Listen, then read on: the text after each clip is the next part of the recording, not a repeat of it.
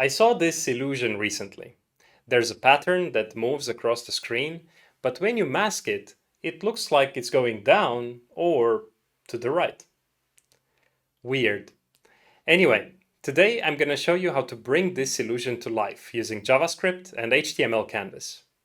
We'll practice some important Canvas features like line dashes and global composite operations. So make sure to follow along, or the knowledge might go down the drain. Get it? Because we're coding pipes and no. Gonna code, debug, and have fun. Coding with Radu, coding with Radu. Gonna prototype and design. Coding with Radu, coding with Radu. Let's code now. I'm using Visual Studio Code and I have it open in an empty folder. Let's create an empty HTML file and begin to type basic syntax. So the doc type, the HTML tags, and then the head tag. Let's close it. And the title of the document is going to be water pipes. Now in the body, I'm just going to add a canvas element, and let's test what we have done and open this in a browser. I'm using Google Chrome, and you can see here the title of the document is appearing, and the canvas is actually here. If you open the developer tools, you can see it in the elements section. It's just transparent. So I'm gonna draw a border around it with CSS, a solid border of 1 pixel. And now it looks like that, and we don't need this anymore. I want it to be the size of the screen, and for my specific screen, that means a width of 1620 and a height of 1004. You can make it any size you want, but I like it in this way.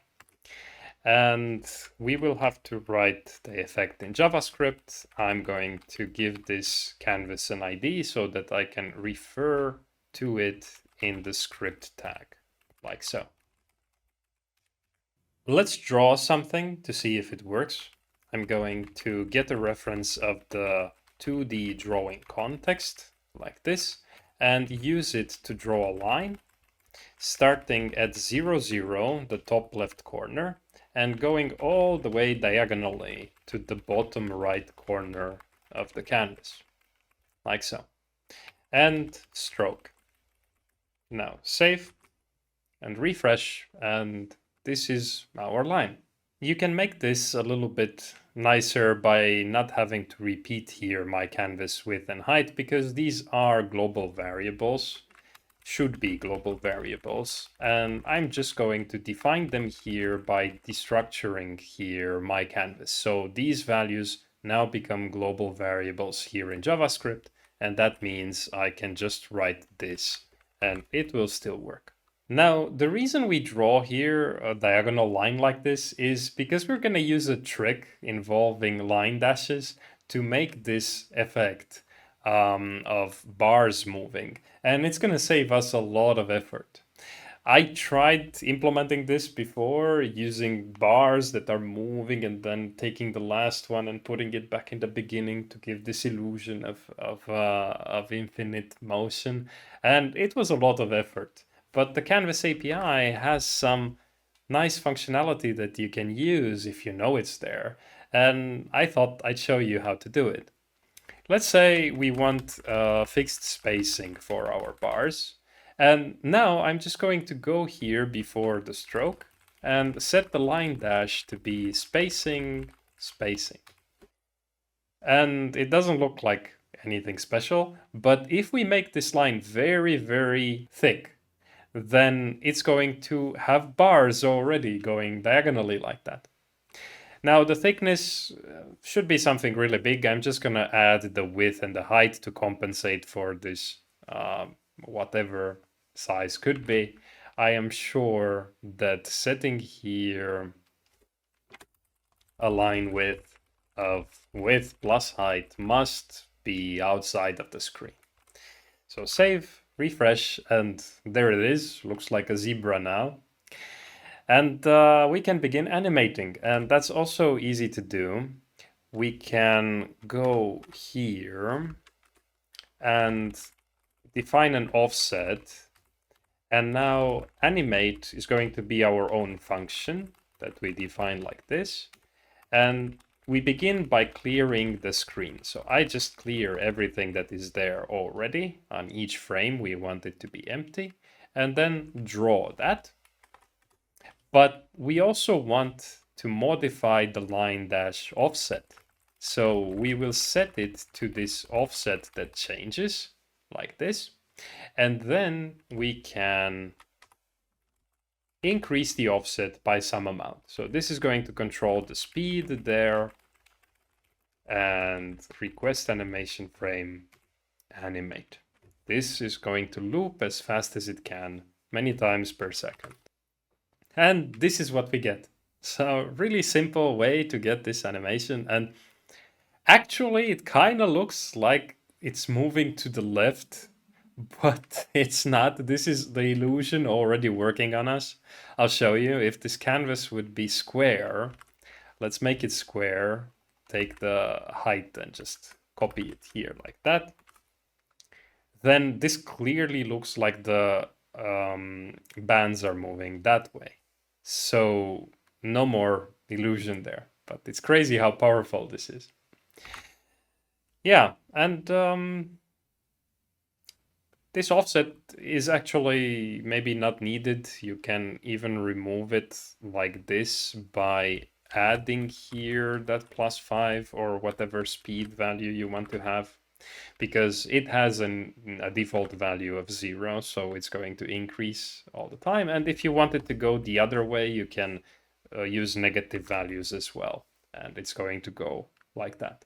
Okay, and for colors, we can also do that. So instead of clear rect there, we could use a fill rect and make everything blue, for example, like so.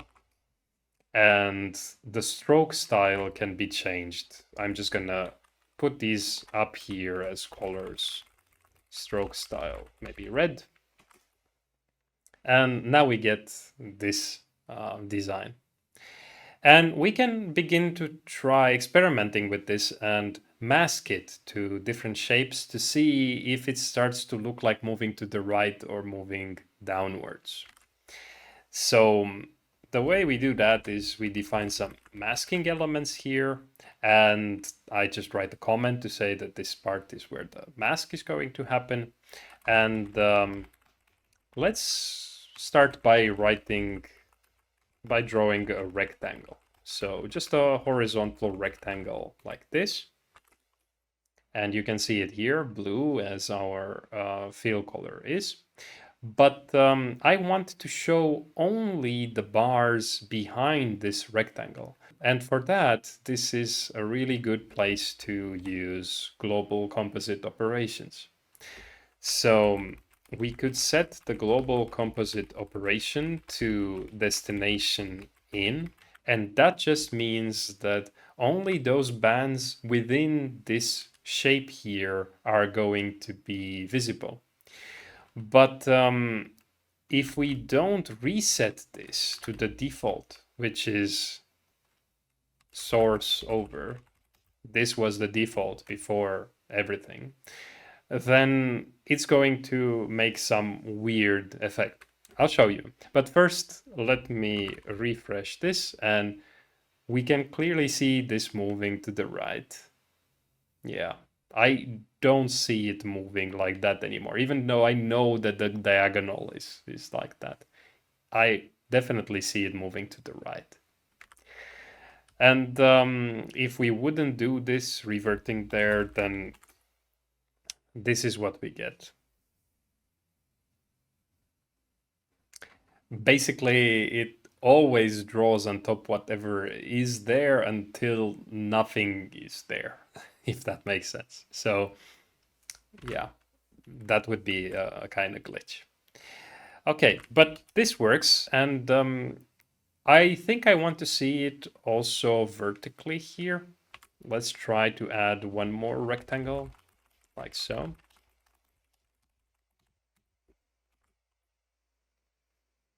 I think this is even more powerful than the other. Maybe it has to do with those barber poles, and somehow vertical movement is somehow...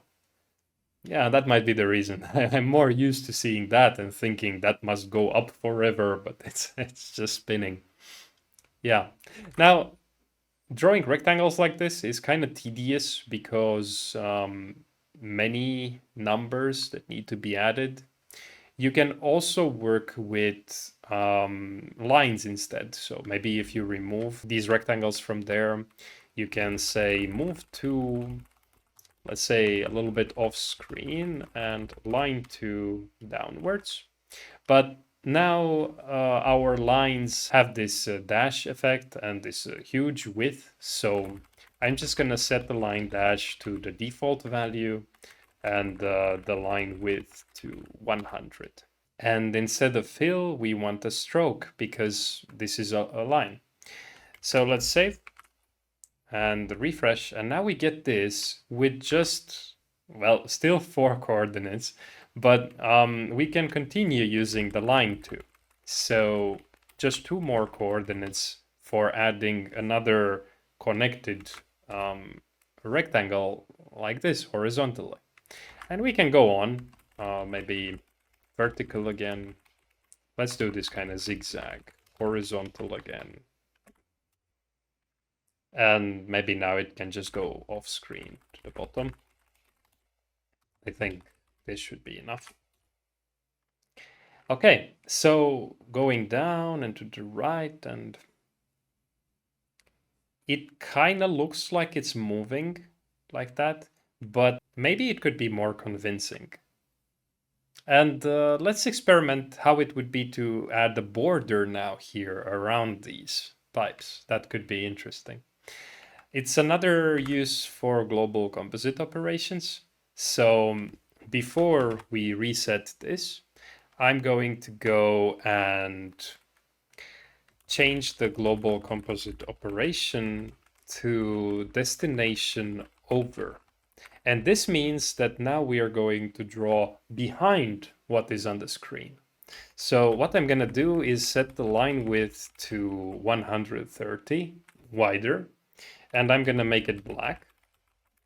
And stroke, the same thing that was previously stroked.